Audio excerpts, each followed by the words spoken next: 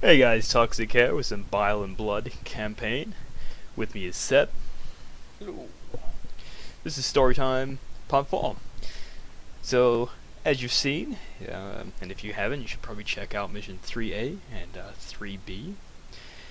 Mission 3A was the Space Wolves landing on Theoria, in Hypastus, against a Chaos Marine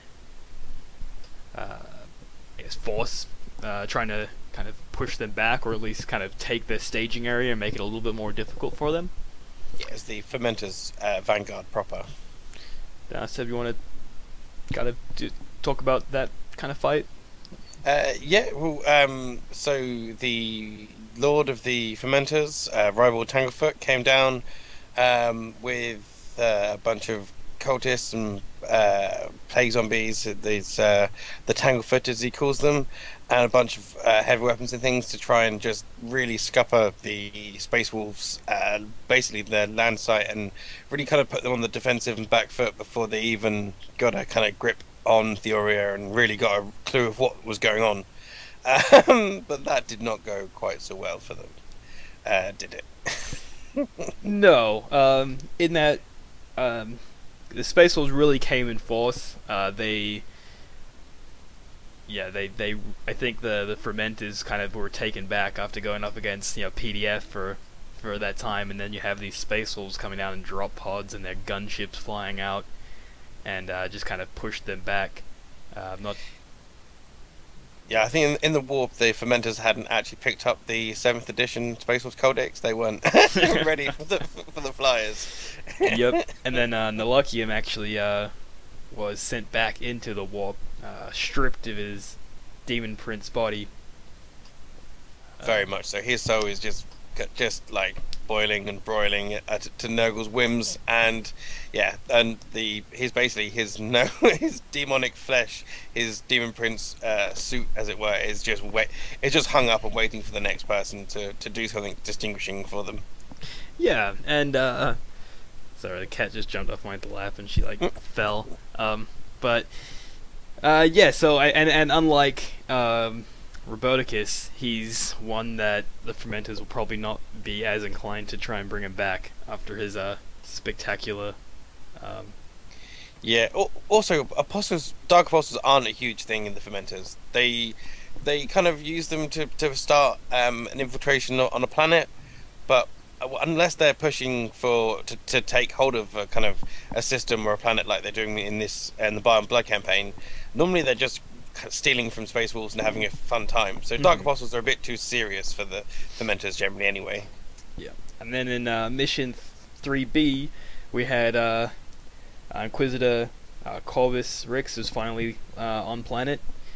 Him and his retinue, including Inquisitor Shavak, they led a small group of Space Wolves into the Manufactorum district, where he had basically tracked down, I would assume, Nalakium's power once he was a Demon Prince, like kind of residue of where not their big base was, but what was left in the Manufactorum district. Because obviously they lost the majority of the Manufactorum district, but they did have a small cell still operating in there, which was the Vicisicrues.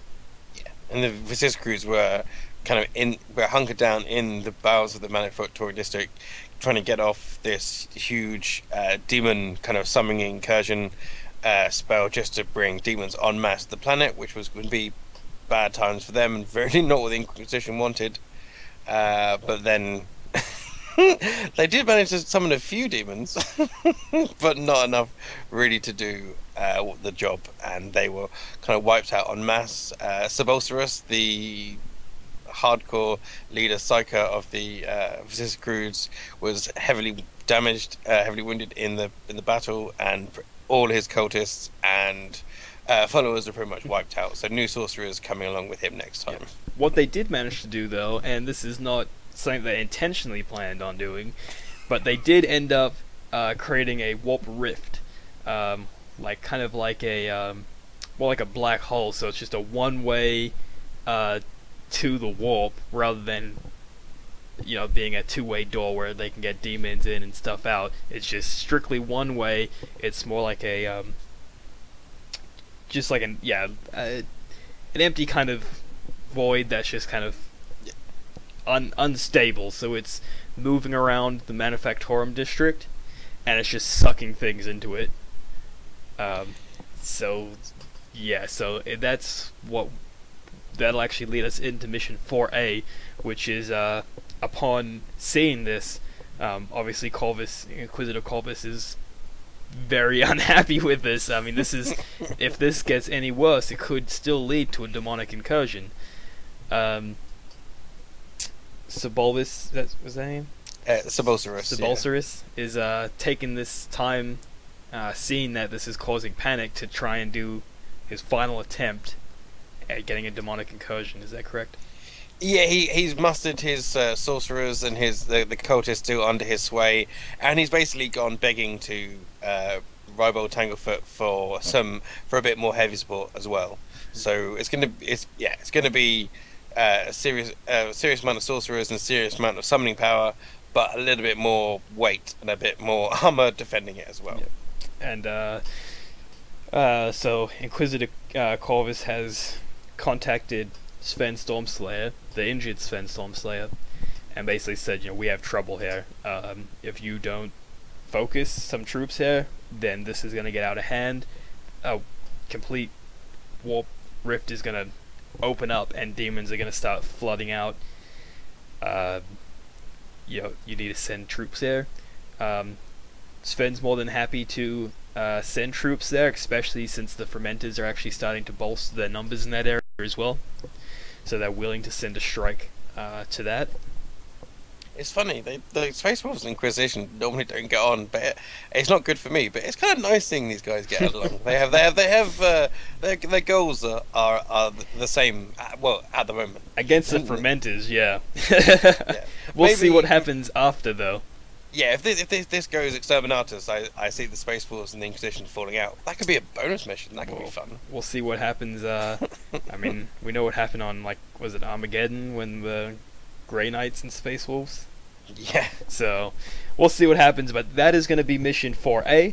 4B is during the first Vicissicru's attempted summoning, Inquisitor Shayvek, she found being more psychically tuned then Corvus actually managed to pick up a very faint, which is very difficult because there was a lot of psychic energy coming from the Vicissicru's and also the Warp Rift, but she picked up a faint, I guess, Seb, you can take it from there because you'll know better. Yeah, it's a faint psychic residue of some other untowardness going on, more towards the lower levels and the Underhive. And it seems that while this this big failed summoning ritual was going on, a crack team of Plague Marines and some demons, Nurglings and Plague Bearers and all that sort of thing, that's the demons that she's picking up on, have infiltrated, and they are going straight for the kind of the sewage and water system for the hive proper, and they're just basically kind of attempting to get as much of the Nurglings and things into it so they can have a fun bath and basically infect the hive, and it's a proper push for that. Yeah, so although Shayvek is at least originally specialized in Xenos, she is now going for these demons. Yeah, so that's because obviously Corvus sees the Warp Rift as more of a threat, so he sent her to go investigate that. She'll be accompanied by probably mostly just Space Wolf forces. What can be spared. I don't know if she'll have a henchman warband because she's kind of part of one, so I don't know if she'll take any with her. So it's probably going to be mostly some Space Wolf forces that she'll be going with, and they'll be going in and dealing with that. And that's going to be using.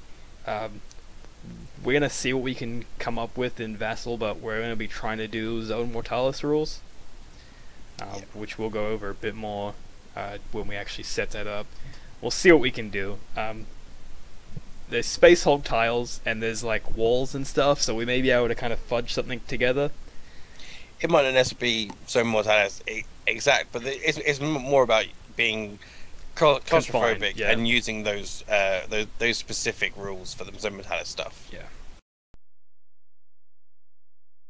Space rules with Inquisitor versus a kind of very allied force of Plague Marines, cultists, and demons for Mission 4B, and it's a proper mix of Inquisition and Space Wolves versus the Vicissitudes and Fermenters full-on Chaos Force for 4A. Yeah.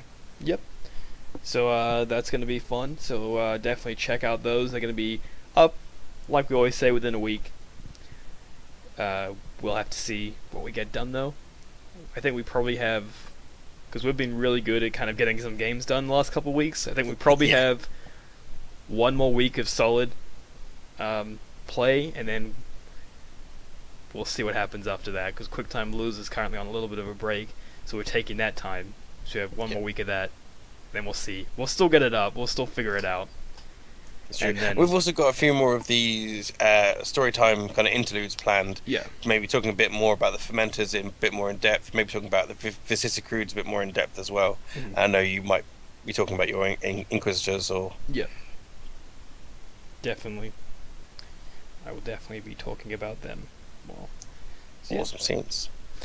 So once again, this has been the Bile and Blood campaign by Allies Index. Check out alliesindex.com for more geeky gaming goodness.